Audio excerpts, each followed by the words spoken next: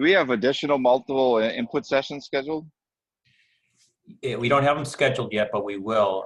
We're going to do economic development probably next Okay. in November, and then housing and neighborhoods in December if we can fit it in before the holidays. Perfect. So definitely, Sounds this is great. the first of a series. Absolutely.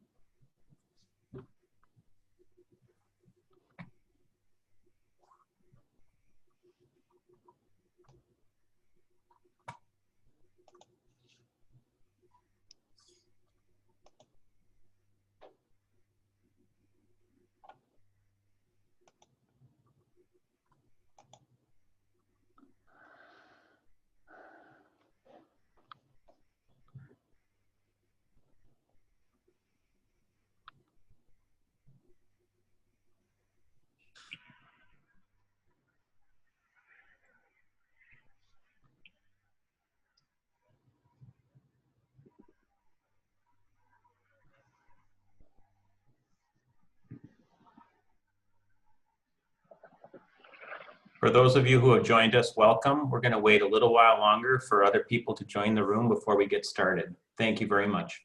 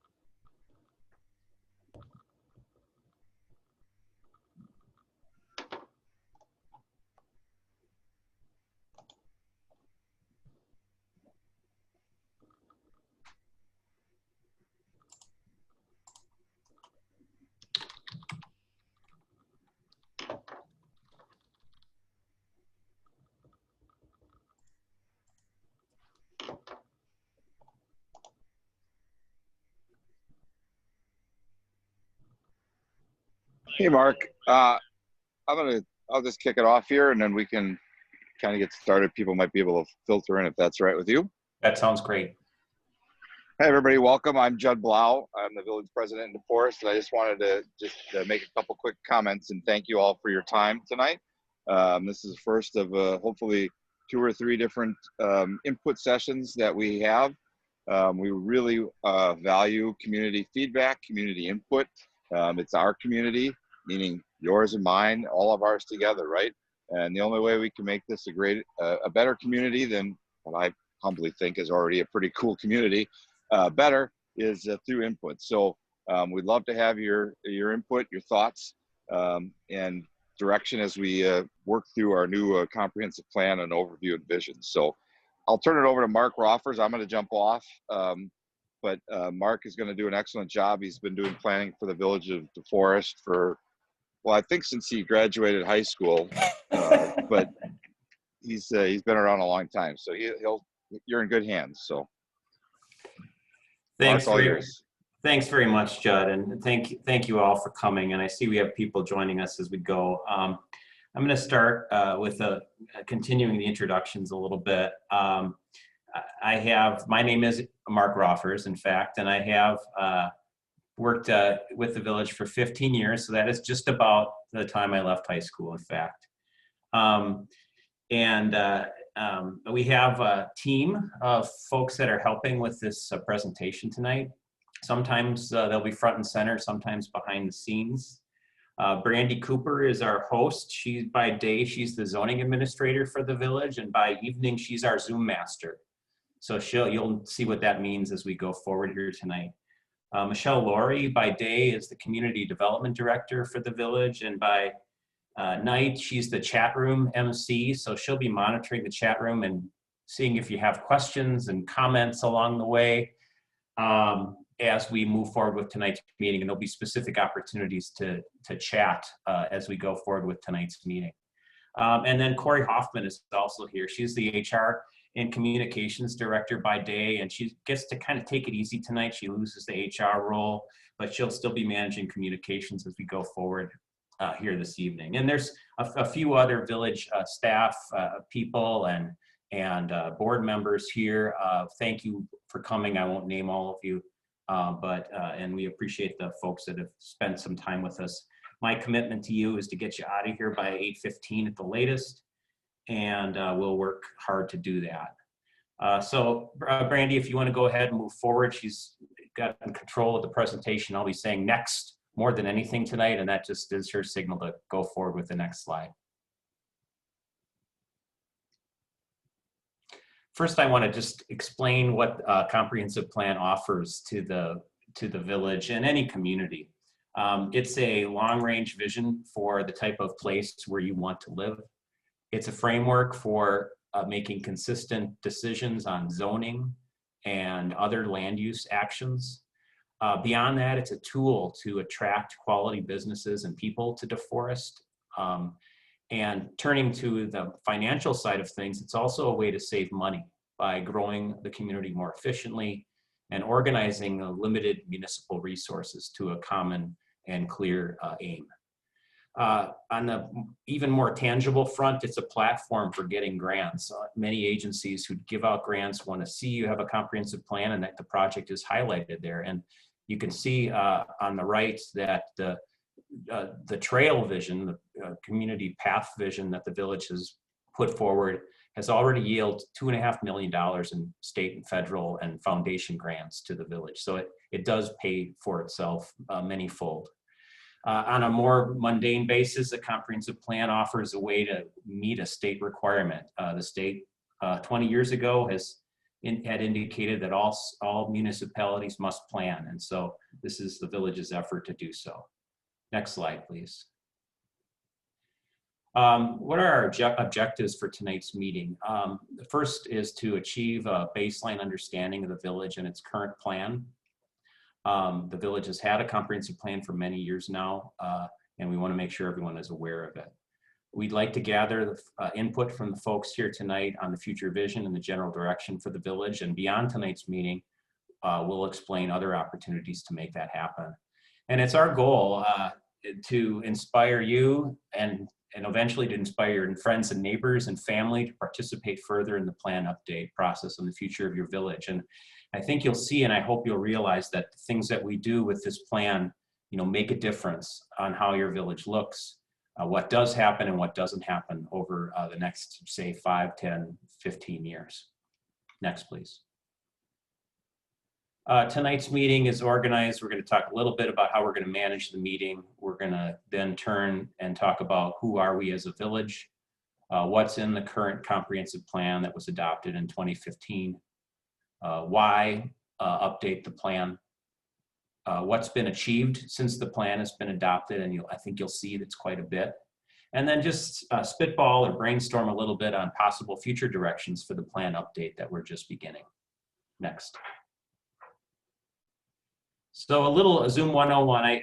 I realize you're probably all Zoom experts by now, but in case you're not, you probably have already realized that everyone's going to be muted for this meeting. Judd mentioned we're going to have some more meetings, and I think those meetings will provide opportunities for small group discussions and conversation. But this meeting we're going to keep you muted for the entire meeting and provide other means of two-way communication. And as many of you know, it's your choice to use your webcam. If you want to see who's participating, you can click on the participants button, which is usually near the bottom of your screen. And next to that is the chat button. We are going to ask you to chat with us as the meeting goes on, because we will have public comments and questions. So on that note, if you have any questions, if things aren't working well for you on your end, we can try to help. Michelle is here. And during the course of the presentation, I'm going to pause from time to time, and Michelle's going to kind of read off your questions. I don't have the chat kind of going on my screen, so I can focus on the presentation, but she's the MC of the chat room. So, and you won't be taken away from the presentation when you click on chat, so you'll still continue to see that. Next slide, please. So, and just in terms of rules for participating in the meeting, we're going to have some polls. We will see a quantitative response from everyone here tonight, but your answers are going to be anonymous, so we can't pin them to you or your IP or anything like that. Anything you post in the chat is not anonymous. Whatever your screen name is how your chat will appear. Again, you can use it for questions, comments. We'll give you some specific questions where we're looking for your responses. And we just ask that you don't use the chat room for public side conversations or comments that don't really relate to what we're talking about here tonight. So thank you very much. Next slide. So Michelle, I wanted to see if anyone had any particular questions or problems or concerns that I might be able to help with, or might be. Nope. We're good? No concerns yet, Mark. Sorry for interrupting you. No concerns or questions yet. Thank you, Michelle. So we're going to talk a little bit about some backdrop for the village, and I think there's going to be some information here that you're probably aware of, and other things that will surprise you about who we are as a village today and how things have changed over the past 5 to 10 years. Next slide. So this starts with our first poll question. So this is a way for us to have a little fun and to understand who's in the room here today. And I would encourage everyone to respond here, and you should see the question on your screen, and either using your mouse or your finger, depending on your device, please touch the answer that best responds to the question of how long you've lived in the village of DeForest. And there is a response that you can indicate where if you don't live in the village of DeForest as well. So fire away if you haven't already gone forward, and Brandy will monitor and kind of give us a warning when she's about to close the question.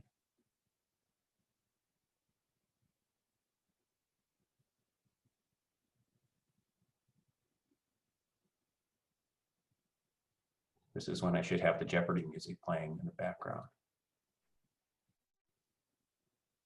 Okay, I think I'm going to close the question in about 5 seconds here. So if anybody wants to quick get a response in. All right, I'm going to end it for now. And then I will share the results.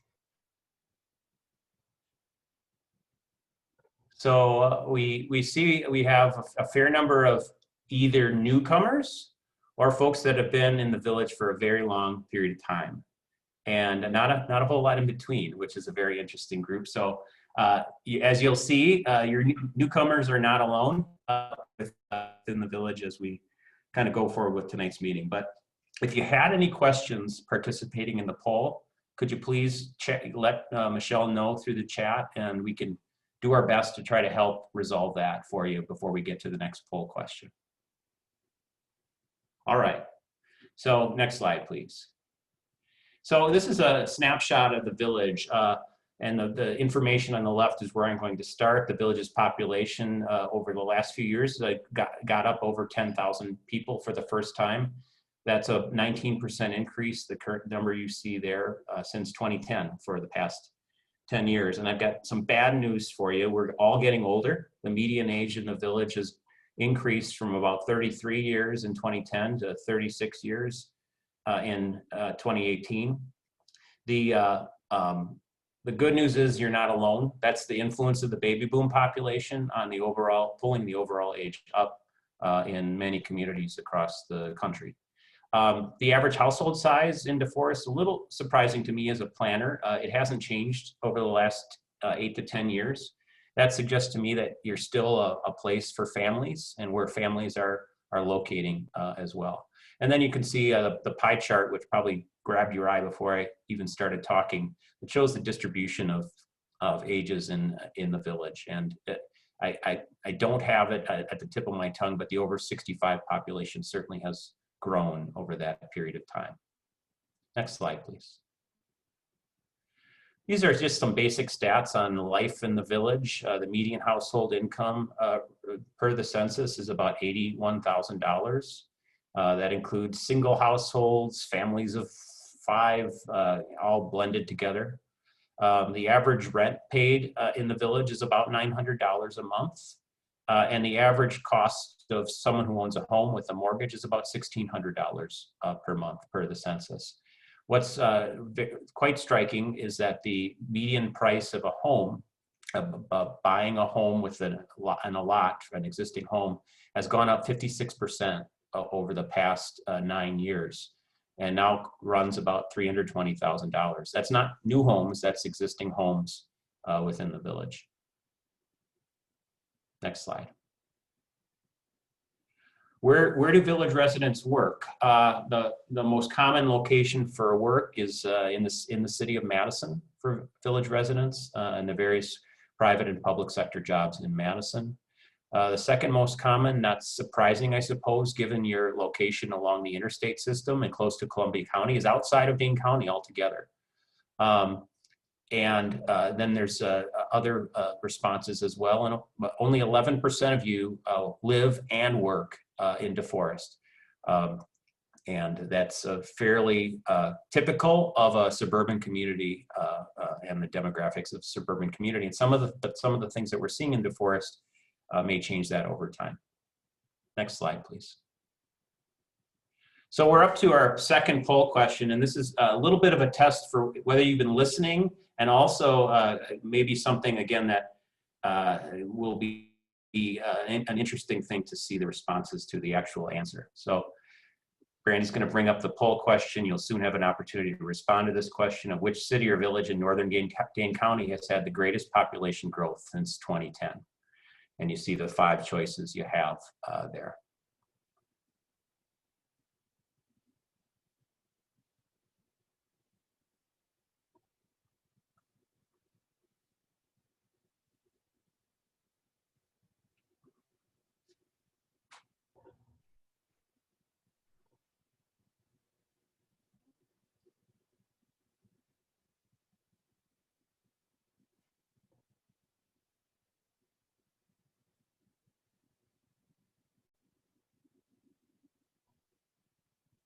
Okay, I'm going to close in about 5 seconds for anybody who wants to put in a last minute vote.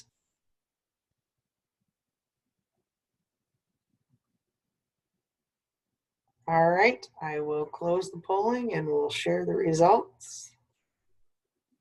Okay, so most of you who participated think that it's in fact DeForest that has the greatest population growth, followed by Sun Prairie and the other communities there since 2010.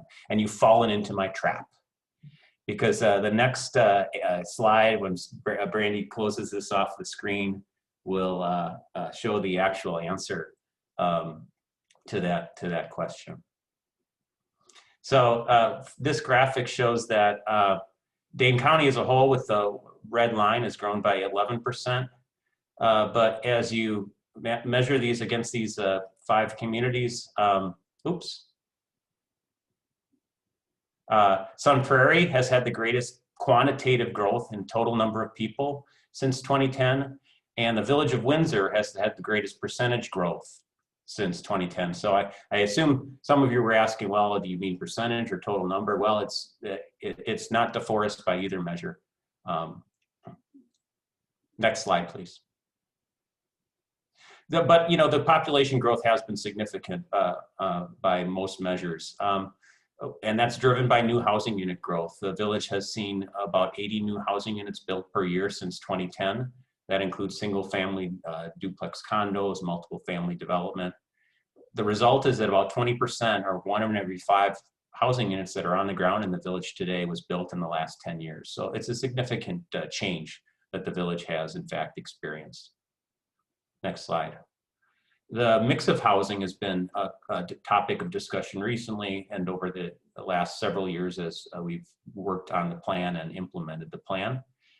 This graphic shows a lot of information, but what I'd like you to pull from it is that the percentage of single family homes of the total is has hovered around 60% for the past really 20 years. And the number of homes permitted over the last 10 years really hasn't done much to change that. 58% of the new housing units permitted have been single family homes. It's always fun to compare yourself to your neighbors. And I can tell you that Wanakee, since 2010, about 68% have been single family. But if you look to Sun Prairie and particularly Madison, those percentages are quite a bit lower than DeForest. And that's typical or endemic of a trend that we've seen and a movement towards multiple family housing and rental housing countywide and really nationwide over the past 10 years. And if you stick with us through this process, you'll have an opportunity to talk to us a little bit more about housing and neighborhood development over the next couple of months. So now we're going to switch gears, and the third poll question is, what city or village in northern Dane County has had the greatest property value growth since 2015? So this is total value of all the stuff that's been built over the last 10 years, plus increases in existing property values. So Brandy's going to bring up the poll question again. And you see the same 5 choices. Which city or village in northern Dane County has had the greatest property value growth since 2015?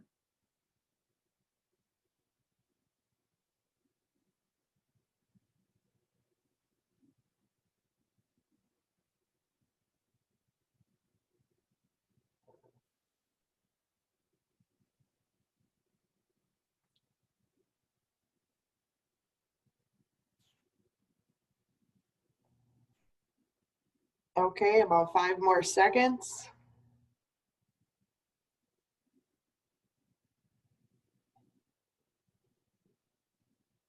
All right, I'm going to end the polling now and share the results. Okay, half of you say DeForest, and that's followed by Wanakee. Wanakee, interestingly, had few of you thought it had the greatest population growth, but a fair number of you think it's Wanakee. So we're going to find out again what the true answer is as Brandy closes the polling results and gets us back to the slideshow.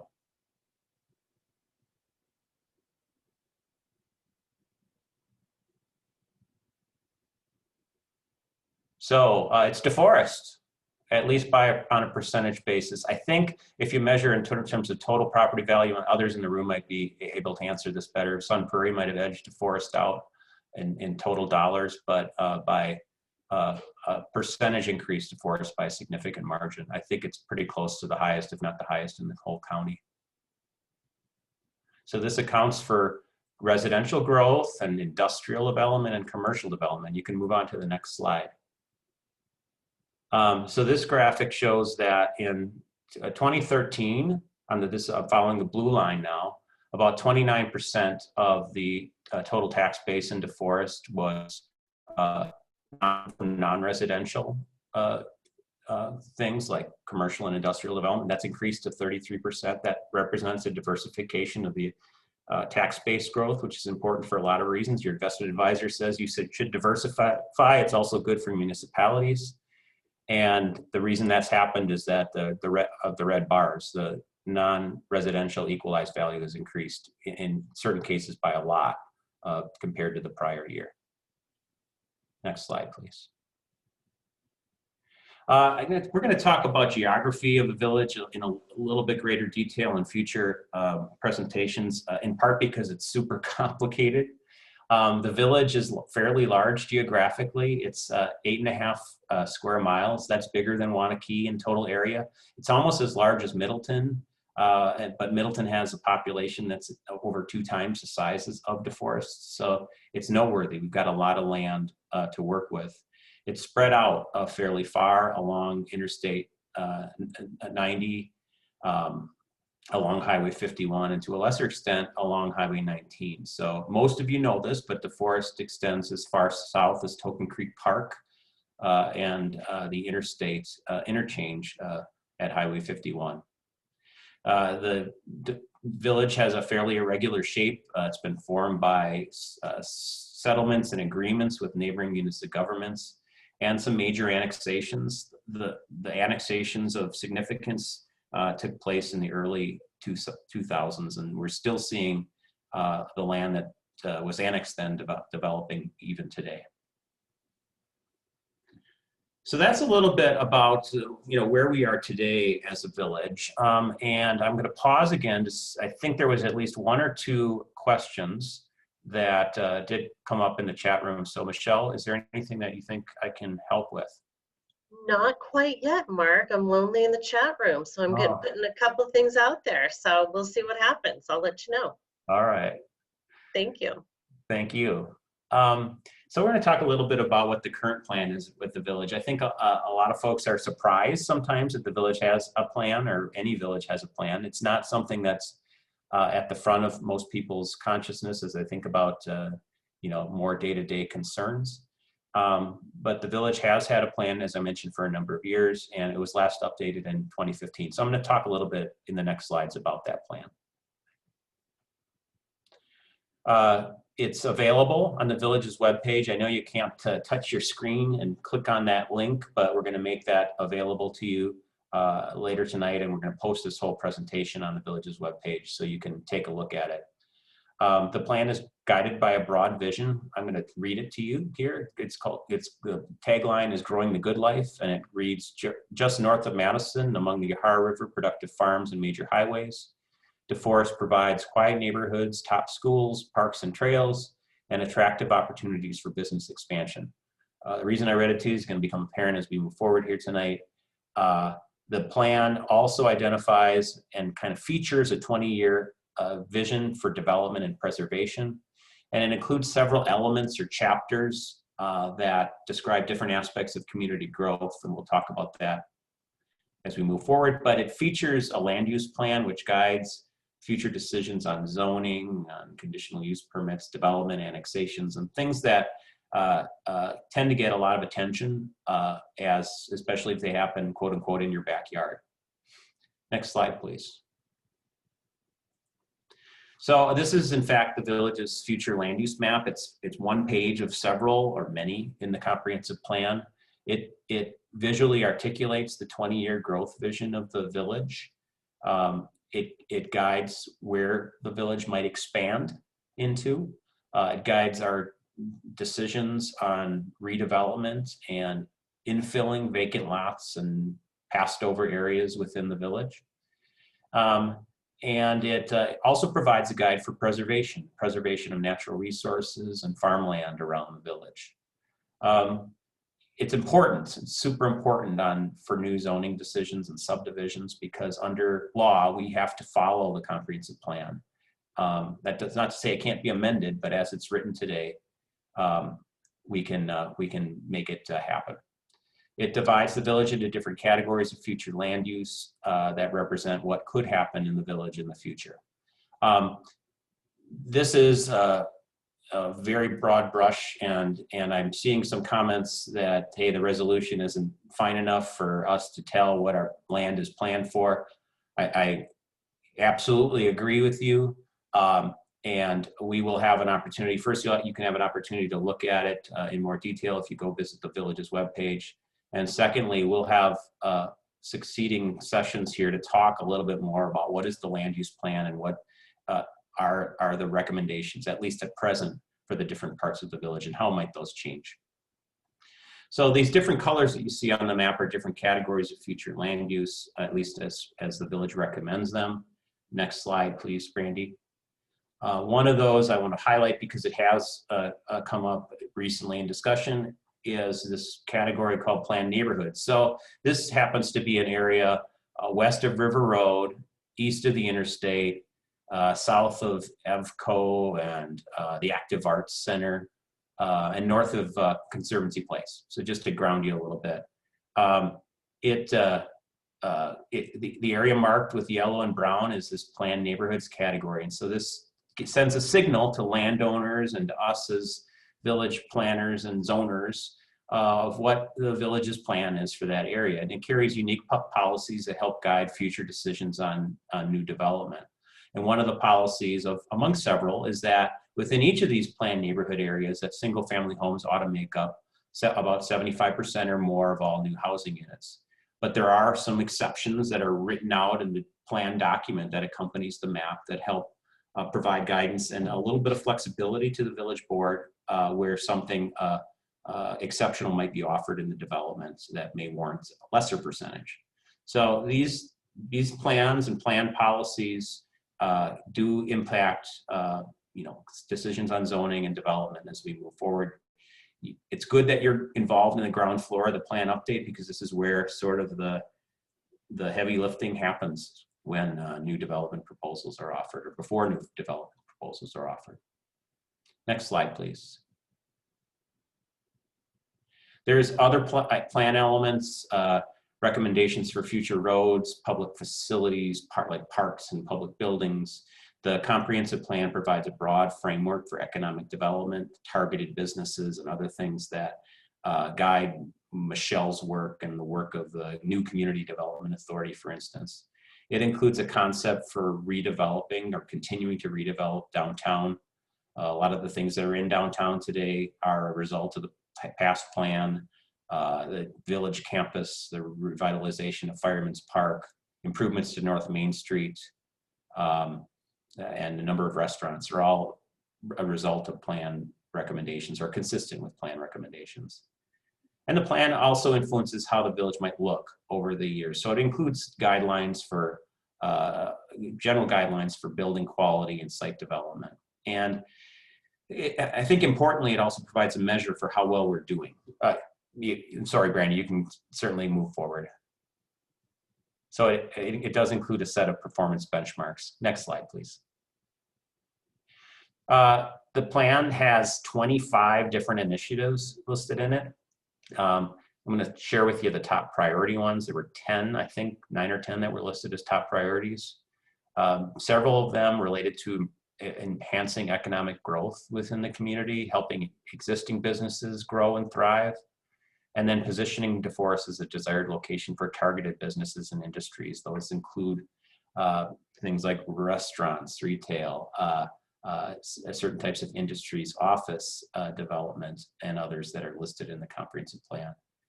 There was a recommendation to improve North Main Street that's been largely completed, to preserve, enhance, celebrate, and create memorable places, things that make the village special and unique from other villages and cities within Dane County and elsewhere. Next slide, please. Achieving a housing mix that emphasizes single-family housing was listed and essentially voted on by the village board and the plan commission as a top priority initiative. Maintaining existing roadways as we move forward as a village, and improving the condition where possible of older roads was a top priority initiative. Responding to emerging park and recreational system demands and trends. That sounds like a planner wrote it. We'll talk about what that means as we move forward. And in exploring and planning for reconfiguration of the village's central campus, which has been largely carried out over the past couple of years. Next slide.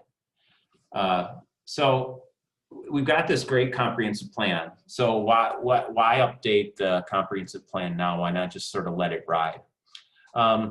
Well, we know we have a transitional time in the village and nation's history. It doesn't take a genius to figure that out. And so the questions of how we and where we will live, work, play, and shop in the future are really at the forefront. And some of the ideas that we as a village may have had in the early 2010s may not be valid as we look forward over the next 10 to 20 years. The other reason to update the plan now is that we've got many new village residents and officials since 2015. The population has increased by about 1,500 people since then. And most of the village board, most of the planning and zoning commission are new since then. And we've got a new agency, the Community Development Authority, that's charged with housing and economic development programs that wasn't in place in 2015. And as you'll have probably learned and will learn as we go forward here, that many of the things that were in the 2015 plan have been accomplished. Other ideas might be out of date or out of touch with market conditions, and others might just deserve revisiting, just for the simple reason is that we got so many new people that may have similar but may have different ideas as to the future of the village. Next slide, please. There's numerous opportunities for public involvement. We are just getting started. We're going to welcome your feedback here tonight as to how we could do better. We're going to talk about a survey that some of you may have taken already. This, as Judd mentioned, this is the first of a series of input sessions over the next several months. We've got 3 village committees and boards that will be providing policy guidance for how this plan will go. They'll rely a lot on public input, I'm sure, but you can certainly participate in those meetings. And then there's a village website. We'll get more information to you about that we hope will evolve into a 2-way communication piece for the plan. Move next slide. Thank you. So we're trying to tackle the plan update in phases, and we're trying to focus on elements that may either be most out of date or most important as we think about new decision making that has to be made. And based on that, the priority for this fall and winter is going to be to update the economic development and housing and neighborhoods chapters. Those are 2 separate chapters within the comprehensive plan. Michelle and I were just talking the other day about the possibility of folding in the downtown chapter into the economic development chapter and expanding its reach to include other redevelopment opportunities beyond the downtown. So that may evolve and grow. And then we move as we go into 2021 really,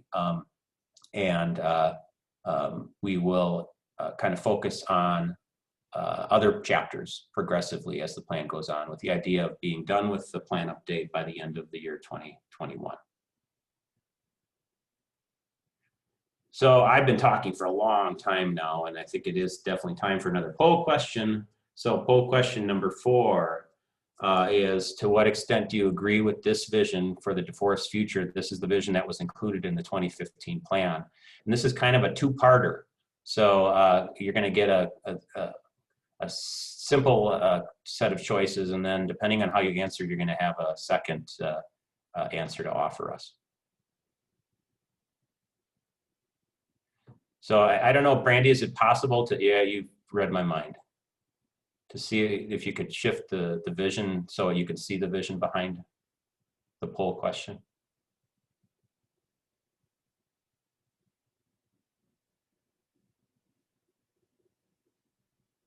And Mark, when you've got an opportunity, we do have some comments in the chat room about the vision. So just let me know when you'd like me to bring that up.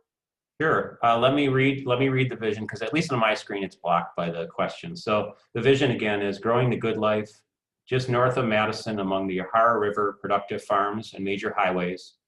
DeForest provides quiet neighborhoods, top schools, parks and trails, and attractive opportunities for business expansion. And now I've realized that I could have just moved that poll question over. So. Not the tech whiz around here. Okay, we'll do about 5 more seconds to get in your answers.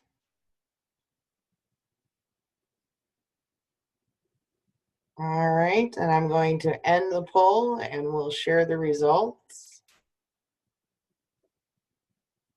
Well, that's nice to hear that the plan, at least in broad terms, very broad terms, right, was relatively on target for at least the folks that are here participating tonight.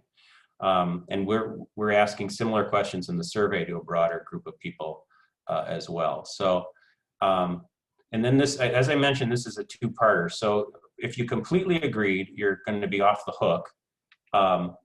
If you mostly agreed, we have another task for you, and that is to, and you can, when you want, Brandy, you can close the, and move on to the next slide. The next slide says, if you didn't answer completely agree, please use the Zoom chat function now to tell us what you think about the village's vision. What about the village's vision you think ought to change?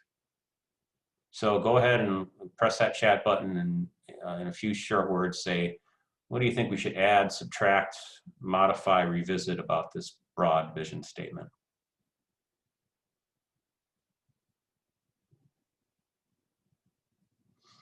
And as you're doing that, I'm just going to proceed forward, and you can continue to add your responses, and we can just go to the next slide, which I think is an opportunity for us to kind of get some questions answered. Next slide, please, Brandy. Yeah, so Michelle, you said there are some questions that we might be able to tackle. We do. We have a couple of comments about the vision, and one is that maybe some transportation comments in there in the vision, some thoughts about airport and railroad and how important those are to DeForest. We also have some comments that the vision is great. The schools should use a little bit more improvement in the culture and the arts. Some great comments and so forth here. There's some comments about the vision that they don't mind the business expansion, but definitely want DeForest to remain a small bedroom community in the greater Madison area. Also, adding conservancies to park and lands. Okay. Also, more entertainment opportunities other than bars. Very good. And were there questions, Michelle, that came before that you think we could answer, or were there just general comments? Just mostly general comments. I think some questions we can answer here in the future in the chat. Okay. Yeah. Very good. Yeah, and I've heard a couple people mention the schools, and certainly the schools and the school district and its health and the health of the village are intertwined. Recreation opportunities are intertwined between the two. I can tell you that the village has been and will continue to be in close contact with the school district on joint opportunities as we move forward, and they're a big part of the plan update. So the next thing I'd like to talk about is how well the village has done against the plan, and we'll talk a little bit first about economic development. So as I mentioned, there's performance benchmarks in the plan. So we want to measure, how well are we actually doing in achieving the vision? And in the world of economic development, one of the goals is non-residential property value increases about 5% per year. The village has been doing excellent against that particular metric, as we've talked about earlier. Another goal was that there ought to be at least 3 business expansions or additions or new businesses each year. These are the totals you see on screen for the last 5 years. So I think if you do the math, that works out favorably for the village. And in addition to that, we've had some major campus and headquarters activity. Heritage Credit Union, Bell Laboratories, most recently Hooper Corporation, all in the southern portion of the village that have been and will be major contributors to the tax base and jobs, and a pretty diverse job base over the next, hopefully, many decades. Next slide, please. We've had benchmarks for housing in neighborhoods. They are in part focused on growth. One of the goals is that at least 60 single-family residential permits be issued each year. I think the village has achieved that each of the years since 2015. 2020 might be a little challenging, but we still have some time left. COVID has taken a significant bite out of a lot of things, including some housing development. But population growth has remained steady, as you see here on screen. There was a goal to increase population growth. Why would the village care and want to do that? First, it contributes to other goals that the village has, such as increasing retail opportunities, recreational opportunities. There's also a connection to tax-based growth and revenues from the state that comes with population growth. So there are definitely fiscal and community development reasons for residential growth. Next slide. There's benchmarks for transportation. One of them is to complete transportation projects in a time frame that's recommended within the comprehensive plan and more detailed out in a program that the village operates. Capital Improvement Program is what it's called. Some significant successes there, including some sort of high-profile projects like the Innovation Drive Bridge, which just opened a few months ago, but some also projects that aren't necessarily quite as sexy, including resurfacing roads and rebuilding roads that are in poor repair. that the village has had an aggressive program to accomplish. And then it's not just about roads either. We talked about trails really early in the presentation. It's over the last 5 years, the village has added almost a mile of trail on average each year to the burgeoning trail network. Next slide, please. Finally, I offer some benchmarks for community facilities and utilities. This is a village plan, and so the village has some goals for how best it can allocate public facilities to serve its population. One of the goals is that each year, the village should work to secure other people's money to help carry out some local objectives. And in 2020, we've brought in about $450,000 for 2 different path projects, which is very exciting. And you'll see these either built or paved over the next couple of years. And even more exciting than that, the village has accomplished some key benchmarks in building the athletic complex and repurposing and enhancing greatly Fireman's Park at the same time. So those have been ideas that were in the comprehensive plan and park plan around the same time that have come to fruition over the last 5 years. So poll question 5. So of everything that's gone on in DeForest over the past 5 years, and it could have been some of those things, and you'll see a list of some others, what makes you the happiest or proudest?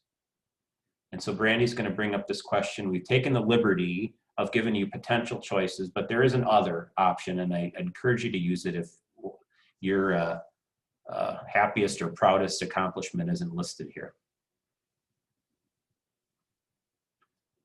And then as it suggests there, once you get through with the poll question, and if you do answer other, let us know in the chat what that other is, and we'll record that with all the other responses.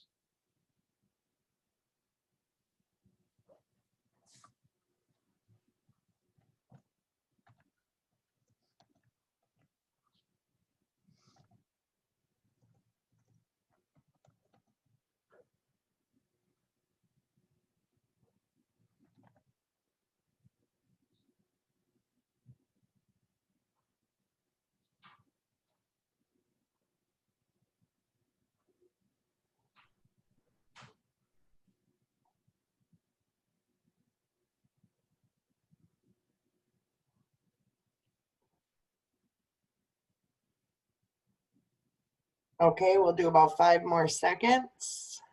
Get your answers in.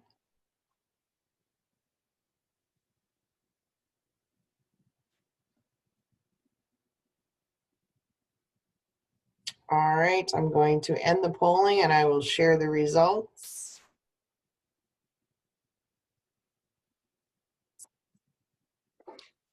So we see a pretty wide list of potential choices. I guess school improvements and trail extensions led the pack, but certainly some support for Fireman's Park and Innovation Drive. We have 25 people in the room here, so I don't want to draw too many conclusions from this, but thanks for that set of responses.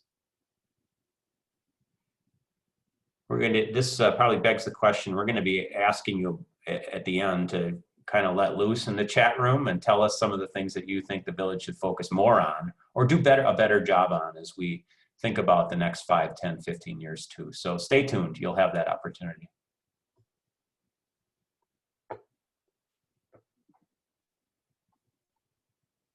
And I guess, Michelle, I'll turn it to you. Is there anything, any questions that you think we might be able to cover that you haven't been able to?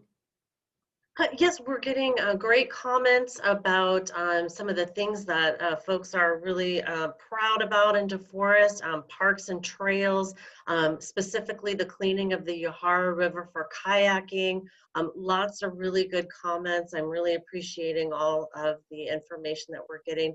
Several questions about school districts and some of the tax spending that I will be answering and responding to.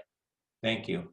Well, I think some of your questions and comments relate to some of the things we haven't talked a lot about today. It's really the accomplishments the village has had related to natural resource preservation and the upper Yahara River corridor, both land and water conservation, which I know is a big part of of the village's plan and plan implementation. So those are certainly a high priority initiatives that have been carried out and certainly could be refreshed. So as we think about the future, some of the things that we're contemplating as part of the plan update are on this next slide here, Brandy. So some of the things that we know we need to kind of focus on or refocus on includes refining the next phase of development areas. For example, the lands north of V at the north edge of the village have been in large part in the village for a number of years, and some park places may require village expansion, but kind of conceptualizing the future layout of land uses and roads in that area and other features is probably important. Similarly, the area west of River Road, while it has had some planning, has also had some recent development activity, which have prompted the need for even greater thinking for that area. And there are others, including the area around Heritage Gardens along Vinburn Road, south of Vinburn Road, that we can and I think ought to think about as part of this update. One of the big things that we'll be working on is this housing mix policy. You remember I shared that policy within these planned neighborhood areas. 75% of new housing units are single family. That may in fact be a good policy the village wants to carry forward, but we know that the private market is always testing that policy. And so I think this process provides an opportunity to talk about it again and to determine what is that really the best way for the village to grow. And beyond that, and especially since we have a new community development authority, what is the village's approach for affordable housing that's affordable for seniors on fixed income, for low and moderate income people as well. So those are the challenging topics. I mean, we're going to have a lot of interesting discussions as we move forward, particularly with the Housing and Neighborhoods chapter on that. How do we match policies and opportunities to evolving world? I think is going to be key. That relates to economic development. Might we have more people who want to work from home, not just in offices, but other things? And how could the village or should the village accommodate those, and where? I think those are big questions. What is the next major public amenity that and community building effort that the village ought to undertake, or at least study as we go forward? There's a pool committee studying the potential for a community pool, outdoor community pool right now. That's great. What else might the community want to see the village plan for and think about for the next 10 years? And then there's some trends in community development and growth, about health, mental and physical health, and community health, and how a village or a community can grow that's in a way that supports that. Trails are a part of that, but how land uses arrange themselves and connect to each other makes a difference too. Sustainability, not just environmental sustainability, but community sustainability, economic sustainability, those are all trends in planning and in creating a successful village, and we hope to be able to look at that as part of the plan update process. So we're also trying to gauge some interest to you, and this is a question. So of all it's a final question. I don't know if that's good news or bad news, but it's your last poll question of the night. Of all the comprehensive plan chapters, and you're going to see them listed on the screen, which holds the most interest to you? And I would encourage you to also let us know in the chat room if you want to identify yourself, because we want to make sure that you are able to participate in future discussions that focus on topical areas that are of most interest to you.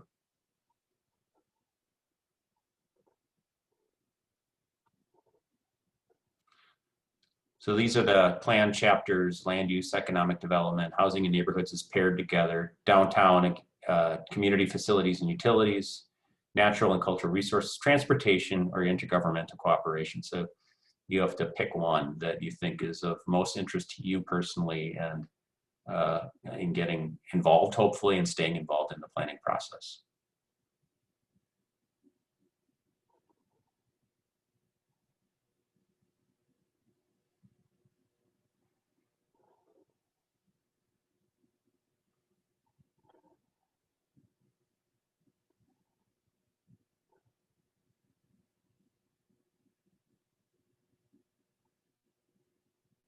Okay, we'll do about 10 more seconds here.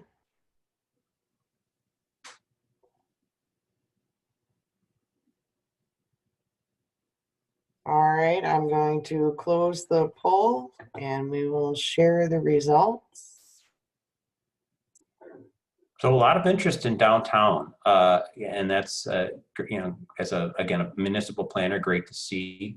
The village's downtown is very interestingly positioned. It was once in the center, geographic center of DeForest. It is now quite a bit north from the geographic center point. So it creates some opportunities and challenges for downtown. The village, I think, has recognized that. And with the various investments over the years in the library, the Fireman's Park has tried to promote that. But there are other strategies and ideas that we can pursue in the comprehensive plan process to jumpstart revitalization of the downtown area. And then we see other plan chapters, including community facilities and land use, that are of interest to folks here in the room.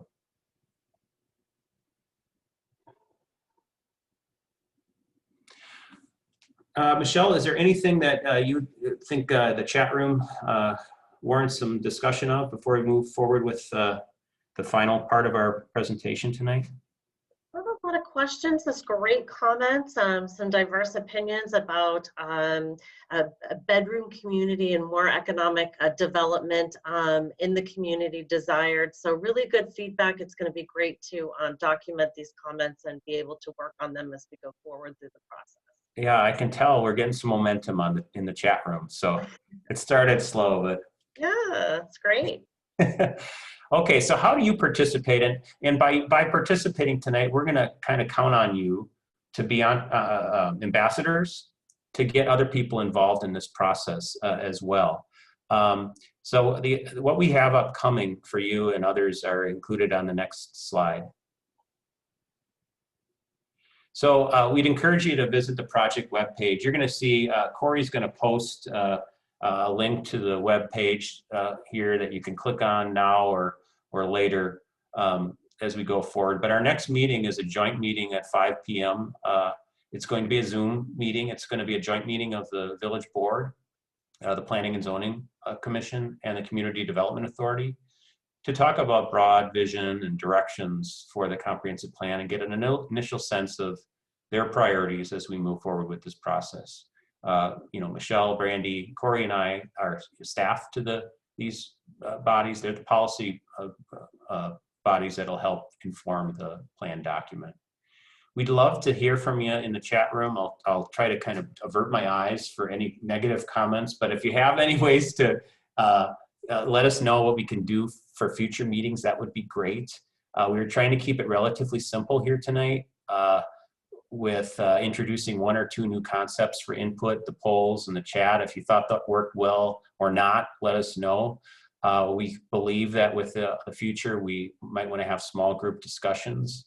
It's challenging to do large group input via Zoom, but there are opportunities that you might have participated in yourself for small group breakout rooms, and then each small group reports back.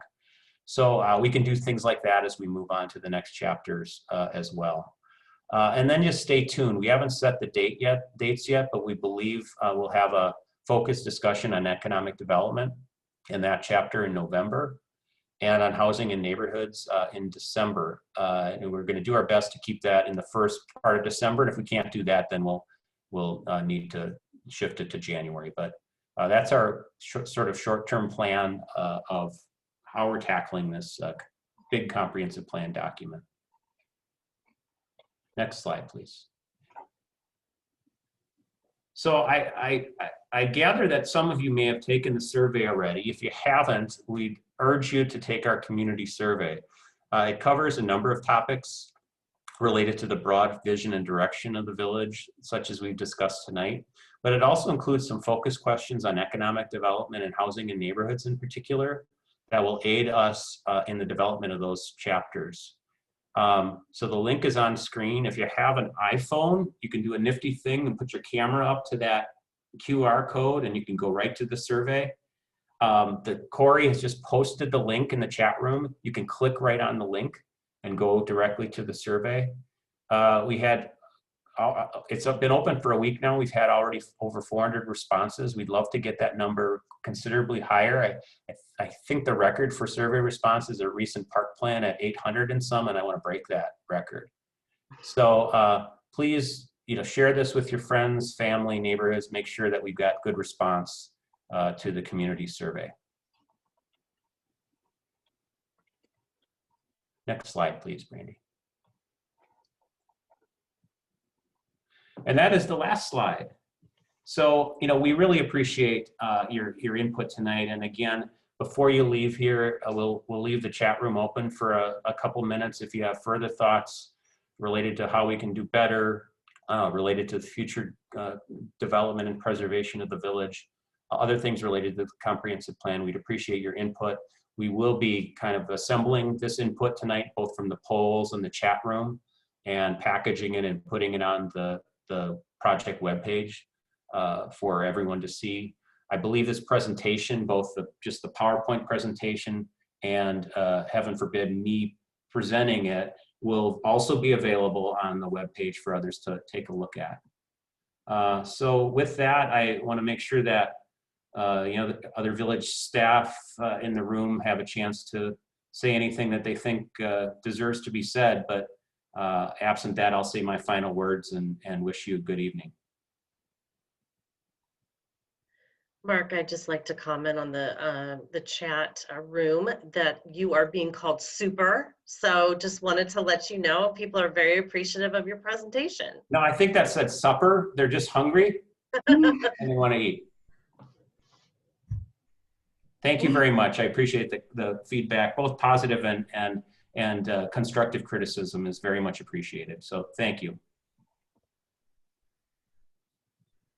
Hey Mark, it's Corey here from Village Hall. Just wanted to point out that Steve Falgren is also in the room and has been a huge part of this process. So also part of the technical team putting this all together and has had great input into this presentation and the plan and the vision for DeForest. So just wanted to put that.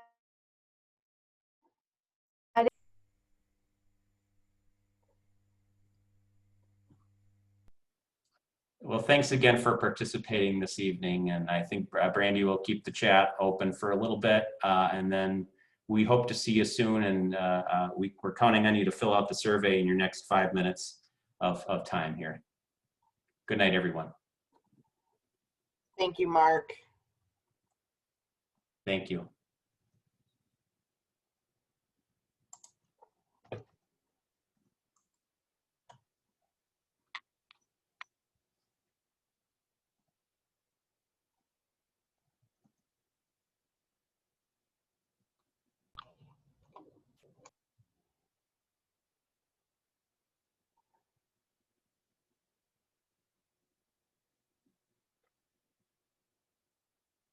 Okay, we'll just wait a few more minutes. If anybody has any questions that they would like to ask, you can go ahead and put those in the chat, and we won't be responding directly to all of the questions tonight, but it'll give us direction on things to talk about in our small group sessions and future input sessions.